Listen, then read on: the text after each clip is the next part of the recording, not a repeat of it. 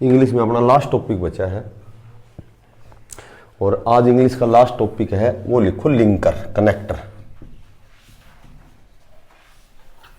Linker या connector.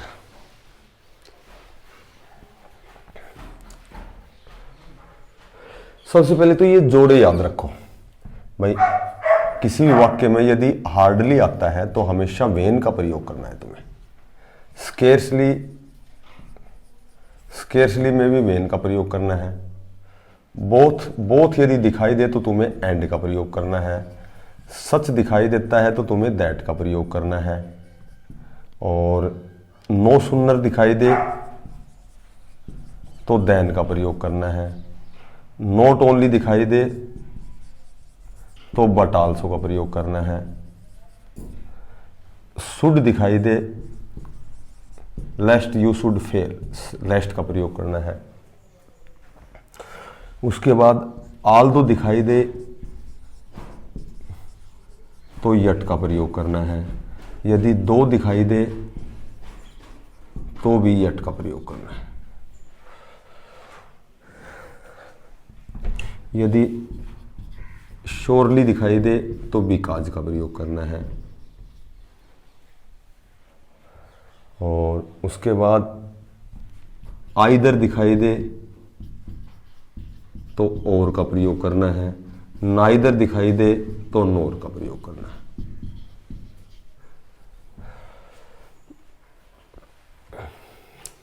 ये जोड़े पेयर्स होते हैं लिंकर के, कनेक्टर के, तो ये तुम्हें याद करने हैं। हार्डली के साथ वेन, स्केर्सली के साथ वेन, उसके बाद डाउट के साथ दैट का प्रयोग होता है। और जितनी भी कंपैरेटिव डिग्री होती हैं, सेकंड डिग्री जब भी होती हैं, DEGREE, सेकंड डिग्री के साथ हमेशा देन का प्रयोग होता है। कंपैरेटिव डिग्री, कंपेयर किया जाता है सेकंड डिग्री में, सेकंड डिग्री के साथ हमेशा देन का प्रयोग होता है। ER वाली जो डिग्री होती है, जैसे गुड बेटर के साथ बेटर सेकंड डिग्री है। लिटल लेस लेस्ट, इल रोस रोस्ट, ये 3-4 ऐसी हैं जो अलग से हैं। मच मोर मोस्ट, तो सेकंड डिग्री के साथ देन का प्रयोग होता है। एक विशेष बात होती है, यदि खाली स्थान से पहले फर्स्ट फॉर्म के साथ ING हो और खाली स्थान के बाद भी फर्स्ट फॉर्म के साथ दोनों और यदि एक जैसी वर्ब होती हैं तो हमेशा वाइल का प्रयोग होता है। चाहे दोनों और सेकंड फॉर्म हो, चाहे दोनों और फर्स्ट फॉर्म के साथ ING हो, तो दोनों और वाइल का अर्थ होता है जबकि, तो दोनों और एक जैसी जब वर्ब होती हैं तो वाइल का प्रयोग किया जाता है। दोनों और एक जैसी वर्ब हो तो वाइल का प्रयोग होता है। जब दोनों के साथ एक जैसी वर्ब हो तो वाइल का प्रयोग होता है।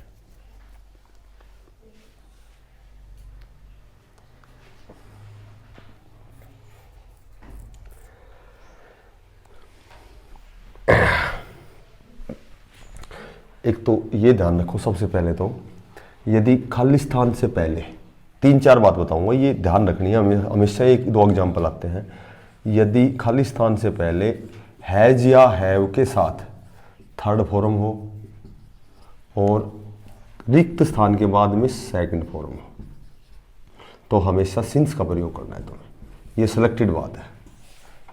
यदि खाली स्थान से पहले हैज हैव थर्ड फॉर्म का प्रयोग हो और उसके बाद में सेकंड फॉर्म को हो तो हमेशा सिंस का प्रयोग होता है। I have never seen him since his father dad, जब से उसके पिता एक्सपायर हुए हैं मैं उनसे नहीं मिला हूं। तो हैज आई या हैव, हैज एक वचन के साथ आता है, ये तो पहले बताए रखा है मैंने। एक विशेष बात यह है कि ही के साथ हमेशा वाज आता है, परंतु यदि ही के साथ वर जब भी आए तो तुम्हें एज इफ का प्रयोग करना है। I help him as if he were my friend, यदि वह मेरा मित्र होता तो मैं उसकी सहायता करता। ही के साथ जब भी वर आता है, ही के साथ हमेशा वाज आता है, पर ही वर जब भी दिखाई दे तो ऑप्शन में एज इफ भरना है तुम्हें। ठीक है, I helped him as if he were my friend, यदि वह मेरा मित्र होता। उसके बाद अनटिल और अनलेस,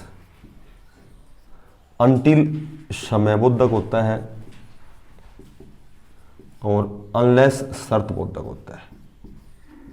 तो एक तो यही बात लिख लो, छोटी लाइन लिख के, कि अनटिल और अनलेस वाले वाक्यों में नोट का प्रयोग नहीं होता, क्योंकि ये पहले नकारात्मक सेंस देते हैं। अनटिल और अनलेस वाले वाक्यों में नोट का प्रयोग नहीं होता। अनटिल और अनलेस वाले वाक्यों में नोट का प्रयोग नहीं होता।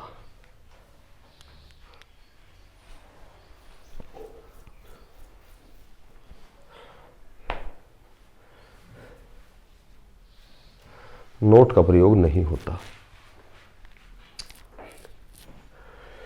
जैसे इस तरह के वाक्य, आई सेल, ऐसे वाक्य आएंगे, आई सेल फेल, मैं फेल हो जाऊंगा, अनलेस यू हेल्प मी, यदि तुमने मेरी सहायता नहीं की तो मैं फेल हो जाऊंगा। तो इस तरह के जो शर्तबोधक जिसमें कंडीशनल वाक्य होते हैं, अनलेस का प्रयोग होता है।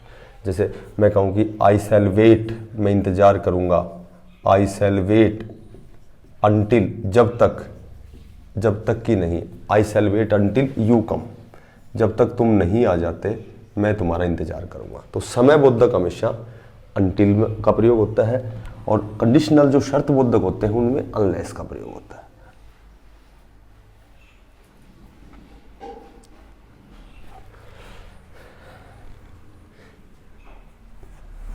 एक छोटी सी बात ये ध्यान रखना कि बिफोर है, बिफोर का प्रयोग तभी करना है जब यदि खाली स्थान से पहले हेड थर्ड फॉर्म हो और खाली स्थान के बाद यदि सेकंड फॉर्म हो तो हमेशा बिफोर का प्रयोग करना।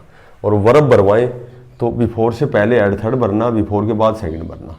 उसी तरह आफ्टर होता है, आफ्टर से पहले हमेशा सेकंड फॉर्म ही भरनी है और आफ्टर के बाद हमेशा हेड थर्ड ही आऊँ। तो ये लिंकर में भी तो बिफोर आफ्टर भरना है और वर्ब में ये फॉर्म भरनी है।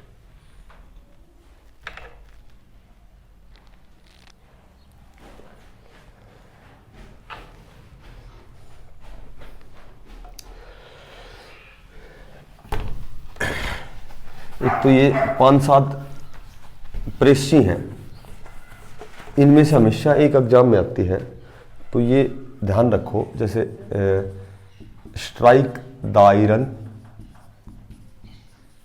यहाँ खाली स्थान आएगा, तुम्हें वाइल भरना है। Strike the iron while it is hot, जब तक लोहा गर्म है उस पर चोट मारते रहो। तो ये वाइल ऑप्शन मिलेगा तुम्हें। इनमें इसमें से एक कन्फर्म आती है, ये 5-7 ही है बस, ये थोड़ा सा बाँच लोगे ना तो ये 1 नंबर आसानी से मिल जाएगा। Make hay while the sunshine, बहती गंगा में हाथ धो लो, यहाँ खाली स्थान मिलेगा। Make hay while the sunshine,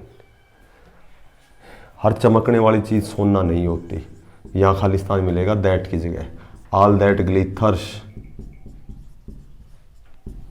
is not gold, हर चमकने वाली चीज़ सोना नहीं होती। उसके बाद एक ये है as you sow, so shall you reap, जैसा बोओगे वैसा काटोगे। यो यद्वप्ति बीजम ही लब्धे तादृशम फलम, जैसा बीज बोओगे वैसा ही काटोगे। एक ही आती है better alone than in bad company, better alone than in bad company, बुरी संगति से अकेला भला, ये देन की जगह खाली स्थान आएगा। एक वो है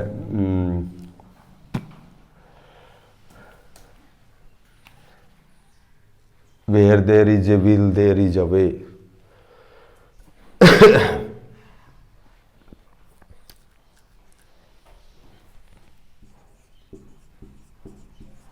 where there is a will there is a way, जहाँ चाह वहाँ राह।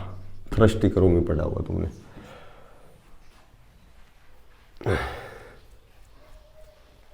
एक सबसे इंपॉर्टेंट वो है आई वुड